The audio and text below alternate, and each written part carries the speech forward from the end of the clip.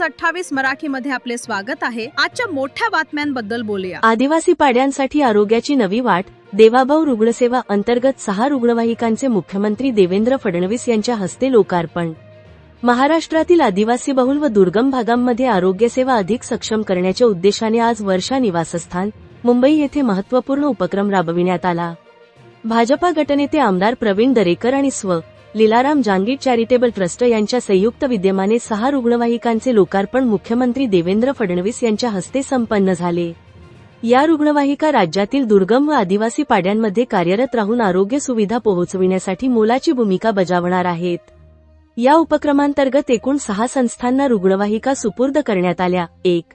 पालघर श्रमजीवी संघटना वर्षानुवर्षे निस्वार्थ सेवाभावी कार्याची दखल घेत।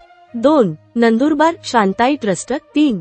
Chandrapur Gadchiroli bird research organisation. 4. Shahapur व नॅशनल पार्क परिसर आदिवासी पाड्यांसाठी। 5. रायगड कालकाई सामाजिक संस्था। 6. पालघर अतिरिक्त एक संस्था श्रमजीवी व्यतिरिक्त। या लोकार्पण सोहळ्यास आमदार सौ स्नेहाताई दुबे पंडित, भाजपा गटनेते आमदार प्रवीण दरेकर, रायगड प्रतिष्ठानचे अध्यक्ष डॉक्टर यश प्रवीण दरेकर, मुंबई जिल्हा बँकेचे उपाध्यक्ष सिद्धार्थ कांबळे, विधानपरिषद आमदार परिणय फुके, श्रमजीवी संघटनेचे सरचिटणीस बाळाराम भोईर यांच्यासह इतर मान्यवर उपस्थित होते। हा उपक्रम आदिवासी भागातील आरोग्यसेवा अधिक सशक्त करण्यासाठी एक महत्त्वपूर्ण टप्पा ठरेल, असा विश्वास यावेळी व्यक्त करण्यात आला। आय न्यूज 28 मराठीसाठी प्रणय प्रभाकर पाटील, पालघर जिल्हा ब्युरो चीफची रिपोर्टर।